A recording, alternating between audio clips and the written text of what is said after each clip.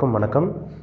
நான் ஜோதிடர் தமிழரசன் பேசுகிறேன். இந்த சேனல் ஃபஸ்ட் டைம் பார்க்குறவங்களா இருந்தீங்கன்னா சப்ஸ்கிரைப் பண்ணிக்கோங்க, பெல் பட்டனை கிளிக் பண்ணிக்கோங்க, ஆளுங்கிற ஆப்ஷன் இருக்கும், அதையும் சூஸ் பண்ணிக்கோங்க. அப்போ தான் நாங்கள் போடுற பதிவுகள் எல்லாமே உங்களை சேரும். இன்றைக்கி நம்ம இந்த பதிவில் பார்க்க போகிற ராசி மீன ராசி. காலபுருஷ தத்துவப்படி 12ஆம் ராசி மீனராசி. தமிழ் புத்தாண்டு ராசி பலன் 2024ஆம் ஆண்டு. இந்த மீனராசி நேயர்களுக்கு இந்த வருடம் எப்படி இருக்குன்னு பார்ப்போம், சரிங்களா? உங்கள் ராசி நாதன் குரு உங்கள் ராசிக்கு பார்த்திங்கன்னா 2ஆம் இடத்துல இருக்கார். ராசிநாதன் குரு ராசிக்கு 2ஆம் இடத்துல இருக்கார். ஜென்ம ராசியில் ராகு இருக்காங்க. 7ஆம் இடத்துல கேது கன்னி ராசியில் இருக்காங்க. 12ஆம் இடத்துல சனி கும்ப ராசியில் இருக்காங்க. வருட கிரகங்கள் பொதுவாக வருட கிரகங்கள் தான் அதிகமாக நம்ம முக்கியத்துவம் கொடுத்து பார்த்துட்ருக்கோம். சனி ஒரு ராசியிலேருந்து இன்னொரு ராசிக்கு போகிறதுக்கு 2.5 வருஷம் டைம் எடுத்துக்குவார். ராகு கேது 1.5 வருஷம் டைம் எடுத்துக்குவாங்க. குரு 1 வருஷம் டைம் எடுத்துக்குவார். வருட கிரகங்கள் தான் ரொம்ப முக்கியம். ஒரு மனுஷனுக்கு நல்லதோ கெட்டதோ அந்த வருட கிரகங்களோட தாக்கம் அதிகமாக இருக்கும். இப்போ மாத கிரகம்னா பெருசாக அதோட தாக்கம் இருக்காது. அடுத்த மாதம் நல்லது நடக்கும், ஒரு மாதம் நல்லது நடக்கும், அடுத்த மாதம் கெட்டது நடக்கும், அப்படி மாறி மாறி வரும். இந்த வருட கிரகங்கள் பார்த்திங்கன்னா அது நகர்ற வரைக்கும், அடுத்த ராசிக்கு போகிற வரைக்கும் ஒரு சில இம்பேக்ட் ஏற்படுத்தும், ஒரு சில தாக்கத்தை ஏற்படுத்தும். அது நல்லதாக இருந்தால் சரி, கெட்டதாக இருந்தால் சரி.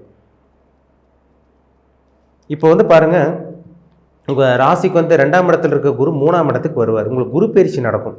அதாவது தமிழ் புத்தாண்டுக்கு அடுத்த மாதமே, தமிழ் புத்தாண்டு ஏப்ரல் மாதம் வரும். தமிழ் புத்தாண்டுக்கு அடுத்த மாதம் பார்த்திங்கன்னா உங்களுக்கு குரு பயிற்சி நடக்கும். மே மாதம் 1ஆம் தேதி குரு உங்கள் ராசிக்கு 3ஆம் இடத்துக்கு வருவார்.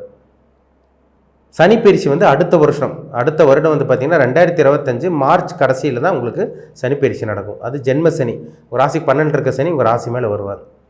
இப்போ 7.5 சனி உங்களுக்கு போயிட்டுருக்குங்க. 7.5 சனி படாத பாடுபட்டுருக்கீங்க. மீனராசி நேயர்களுக்கு பாருங்கள், தொடர்ந்து விரையும் தான். எவ்வளவோ உழைக்கிறீங்க, ஓடிட்டே இருக்கீங்க. வேலை வேலை வேலை, தொழில் தொழில், அப்படி ஓடிட்டே இருக்கீங்க. உழைப்புக்கேற்ற ஊதியம் வருமானம் கிடைக்குதுன்னு பார்த்தீங்கன்னா கிடையாது.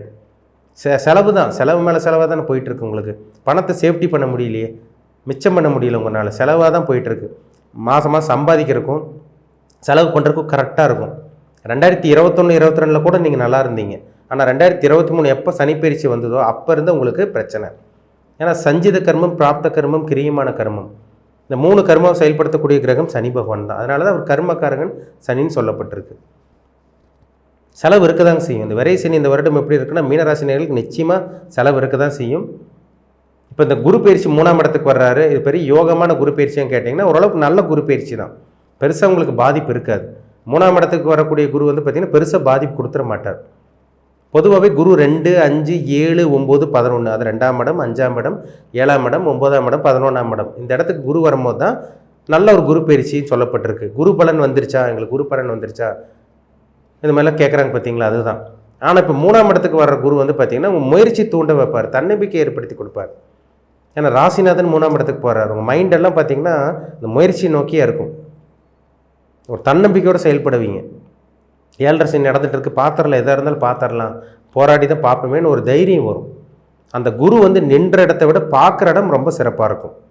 குருக்கு எப்போவுமே நிற்கிற இடத்த, அவர் நின்ற இடத்த விட பார்வைக்கு தான் சிறப்பு, யோகம். இப்போ குரு பார்த்திங்கன்னா 5ஆம் பார்வையை உங்கள் ராசிக்கு 7ஆம் இடத்தை பார்க்குறாரு. அந்த 7ஆம் இடத்துல பாருங்கள், அந்த 7ஆம் இடத்துல பார்த்திங்கன்னா கேது பகவான் இருக்கார். கனவு மனைவிக்குள்ள ஏதோ ஒரு பிரச்சனை, உங்களுக்கு குழப்பம் பிரச்சனை போயிட்டே இருக்குது. உங்களுக்கு கருத்து வேறுபாடு, மிஸ் அண்டர்ஸ்டாண்டிங்காக போயிட்டு இருக்குது. இதெல்லாமே இந்த குரு பகவானோட பார்வையினால் அப்படி கொஞ்சம் பிரச்சனை சால்வ் ஆகும். ஓரளவுக்கு அந்த பிரச்சனை வெளியே கொண்டு வருவார் குரு. கூட்டு தொழிலில் இருந்த அந்த பிரச்சனை அப்படியே கொஞ்சம் சால்வ் ஆகும். உங்கள் நண்பர்கள்ட்ட இருந்து அந்த பிரச்சனை சால்வ் ஆகும். அதாவது கணவன் மனைவிக்குள்ள சண்டை பிடிச்சிட்டு இருக்கீங்க, கூட்டு தொழில் இருக்கவங்க உங்கள் பார்ட்னருக்கும் உங்களுக்கு செட் ஆகாமல் இருக்குது, அதேமாதிரி நண்பர்களுக்கு உங்களுக்கு ஆகாமல் இருக்குது. பார்த்தீங்களா, மிஸ் அண்டர்ஸ்டாண்டிங், யார் மூலமாக ஏதோ ஒன்று சுற்றி இருக்கவங்க மூலமாக ஏதோ ஒரு பிரச்சனை வருது. அது எல்லாமே இந்த மாதம் மே மாதம் 1ஆம் தேதிக்கு அப்புறம் கொஞ்சம் கொஞ்சமாக சால்வ் ஆகும். திருமணம் ஆகாமல் இருந்தவங்களுக்கு திருமணம் நடக்கும். இந்த வருடம் திருமணம் நடக்கும். குரு உங்கள் ராசிக்கு 9ஆம் இடத்த உங்கள் ராசிக்கு பாருங்கள் செவ்வாயோட வீட்டை பார்க்குறாரு. அதிர்ஷ்டங்கள் கிடைக்குங்க. அப்பாவோட பூர்வீக சொத்து கிடைக்கும். தந்தையோட உடல் ஆரோக்கியம் சீராகும்.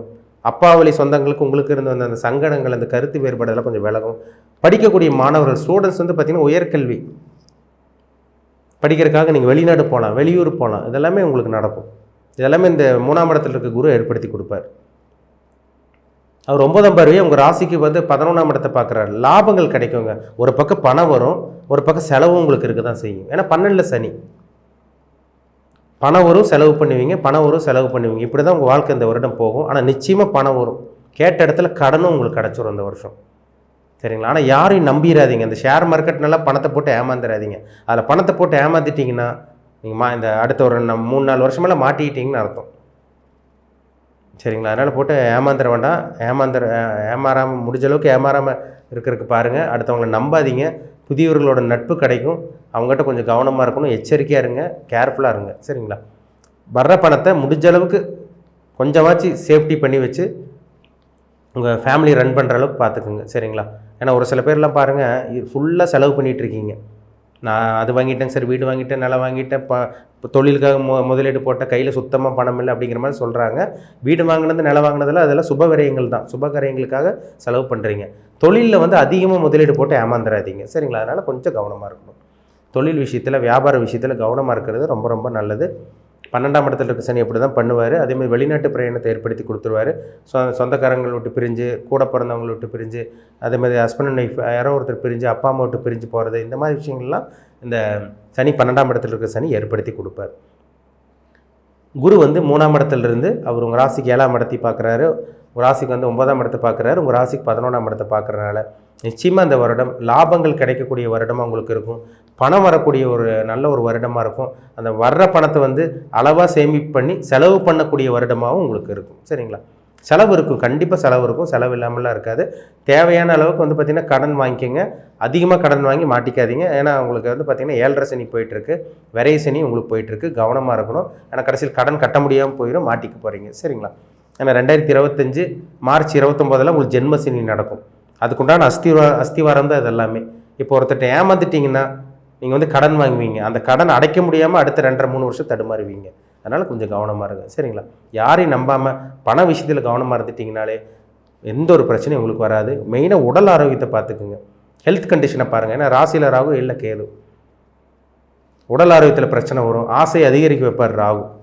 ஆசை வாரத்தை காமிச்சு மோசம் பண்ண வைப்பார் ராகு. அதனால் கவனமாக இருங்க. சரிங்களா? ஏன்னா ராகு பிரம்மாண்டத்துக்கு உண்டான கிரகம். ஆசை அதிகரிக்க வைப்பார். மாய கிரகம், மாய வழியில் போய் விளைவு வைப்பார் ராகு. அதனால் ஆசை வார்த்தை காமிப்பாங்க, ஆசாசியாக பேசுவாங்க, லட்டு மாதிரி பேசுவாங்க, நல்லா அப்படி உருகிற மாதிரி பேசுவாங்க, நல்லா அப்படி இனிப்பாக இனிக்கிற மாதிரி பேசுகிறாங்க. சொல்கிறாங்க பார்த்தீங்களா? சர்க்கரை இனிக்கிற மாதிரி, தேன் அதாவது தேன் இனிக்கிற மாதிரி பேசுகிறாங்க, அப்படி தேன் மாதிரி பேசுகிறாங்க சொல்கிறாங்க பார்த்தீங்களா? அந்த மாதிரிலாம் பேசுவாங்க. உங்களை கவுத்து பார்ப்பாங்க. சரிங்களா? கவனமாக இருங்க. போய் சிக்கிறாதீங்க எதுலேயுமே போய். சரிங்களா? கவனமாக இருக்கணும் மீனராசி நேயர்கள். ஏன்னா இந்த வருடம் வந்து பார்த்திங்கன்னா பணம் கண்டிப்பாக நிச்சயமாக உங்களுக்கு பணம் வரும். நீங்கள் என்ன உழைக்கிறீங்களோ அதுக்குண்டான பணம் வரும். சொந்த தொழில் பண்ணிகிட்டு இருக்கவங்களுக்கு ஓரளவுக்கு நல்ல வளர்ச்சி இருக்கும்.